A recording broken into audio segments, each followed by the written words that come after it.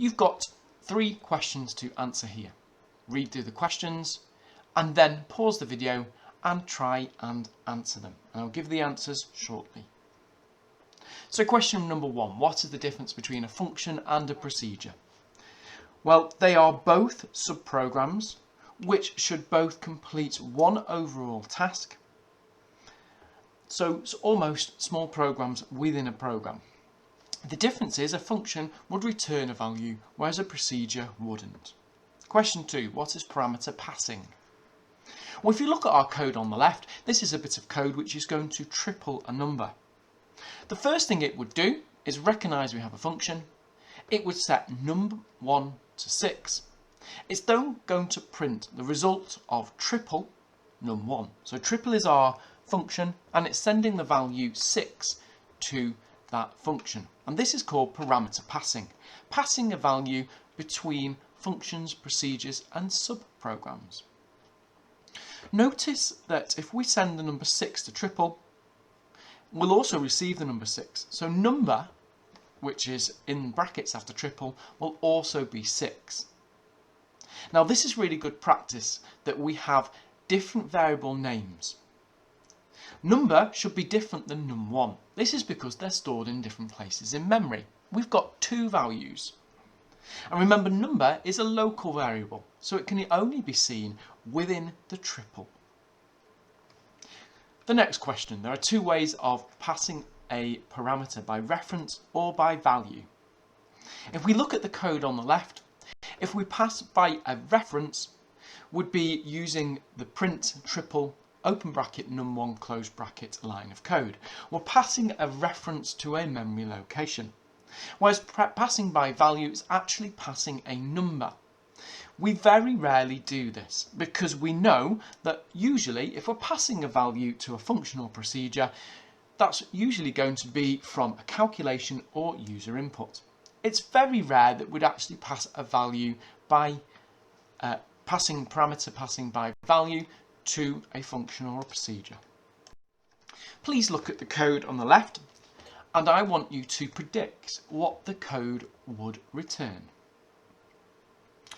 You should have had a look at this code. Let's now dissect this code and figure out what's actually going on.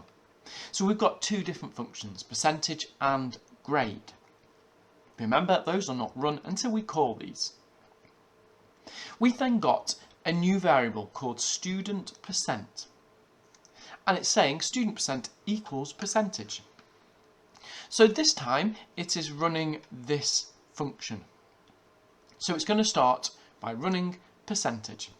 And it's going to say grade. Please input what's your grade. We're going to save that grade into the variable grade and return that value divided by 80 and times by 100. Now there's something that I'm hoping you've picked up on here. The second function is called grade. Now in our function def%, we've used a variable called grade.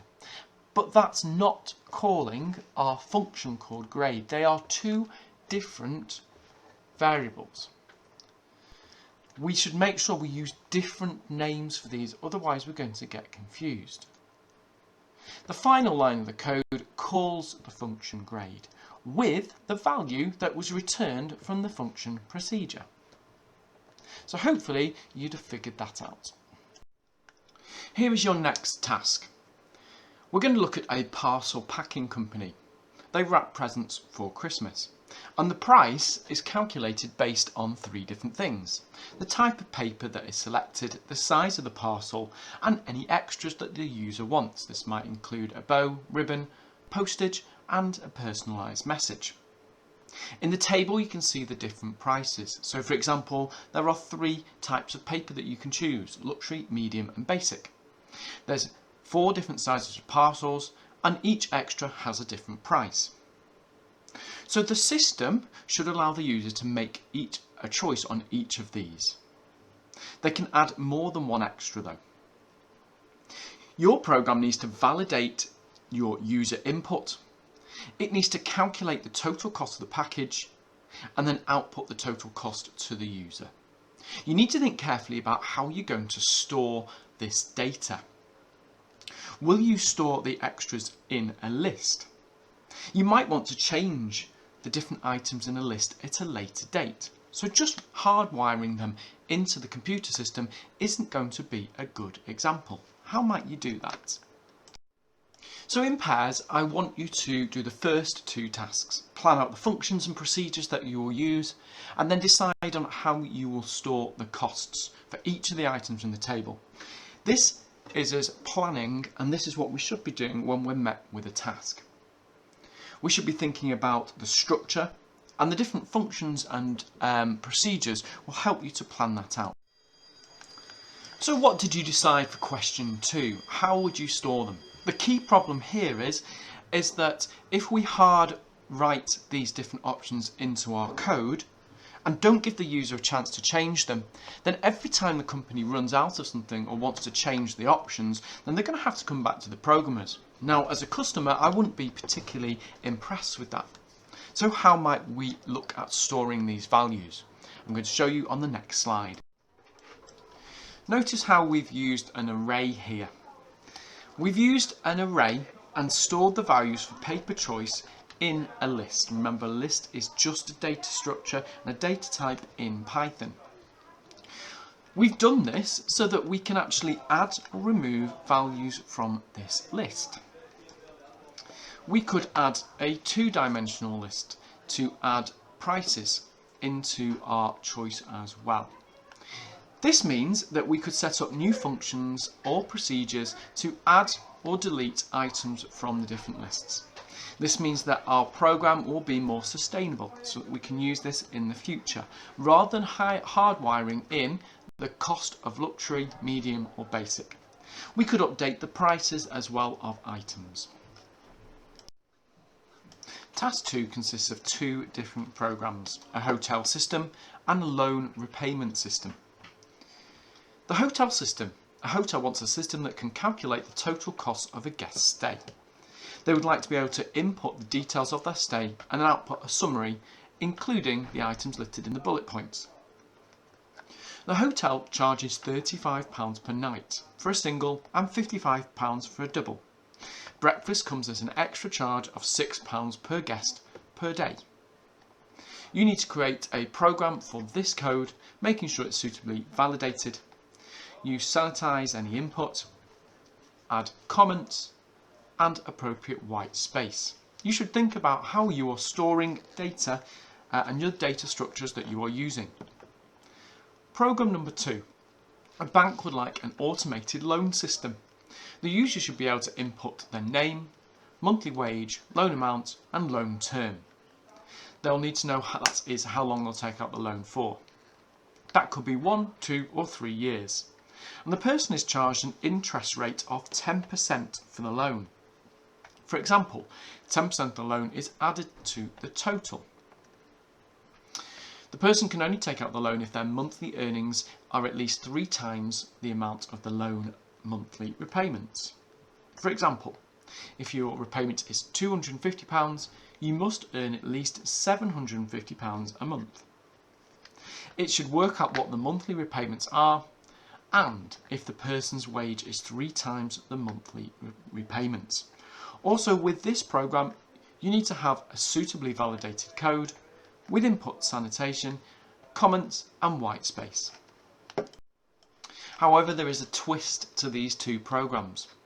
You're only going to start working on one of them, and your teacher will split you into 2 teams to decide which program you're going to be working on. Halfway through, you'll be told to switch and you'll be working on the other program.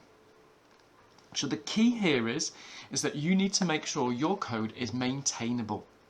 So when the other person arrives at your code, they're going to quickly be able to understand what you've done so far, test your code, make improvements and continue working on the code. You're not going to know who you're swapping with.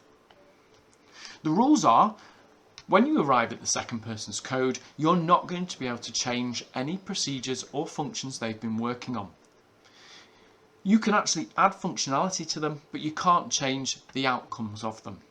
You can fix syntax and logical errors, you can add extra functionality to it, but you must work from what they have added so far. So you can't change the overall structure of the code. You can't change variable names. If variable names are poor, then you're going to have to work with those. You must use those variable names you are given. You can add anything else to the code, but remember you must keep that structure. Your homework this week is to think about an evaluation from today's lesson. Task number 1, what have you learnt from your peers' code? Task number 2, what did you improve about your peers' code? And then number 3, this is the most important one. What would you like to teach them next lesson? Next lesson we'll be starting with some peer teaching. So I want you to think about their code. What had got wrong? Did they understand about functions and procedures? Were they using parameter passing? Is there something you could show them? You can show them your code, the part that you used, but you're going to be talking to them about the code that you received from them. You can also talk about what could they have improved on. Did they have appropriate variable names? Was there good white space? Were they using function calls appropriately? And was it set out correctly?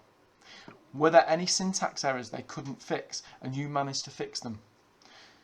If they've got some really good code and there was nothing really to improve, how could they extend their code? You're then going to be swapping and you'll spend a little bit more time going back through that. Your first task is to show that you completed your homework. The second task is you're going to spend 20 minutes in your pairs. You're each going to take a lead for 10 minutes. When you're taking the lead, I want you to teach your partner how they could have improved their code. Were there any hints or tips you could give them? Had they missed something out? Was there a syntax error that you managed to fix? Do you think they've misunderstood something? Could you teach them how to use functions or parameter passing? If you think their code was good, how could they add functionality? What could they have added to improve the usefulness of the code? Was it well maintained? Did they have good variable names? Were their comments good? What else could they do to improve team working when working with code? Use this time carefully because this time is really important for you to be learning from your peers and to be improving your own practice. You're now going to have a small amount of time to work together to try and complete one of the projects. You can choose which project you want to complete, but you should be working together and taking it in turns to complete the work. Next lesson, you're going to have an assessment. It's going to be a functions assessment on Trinket.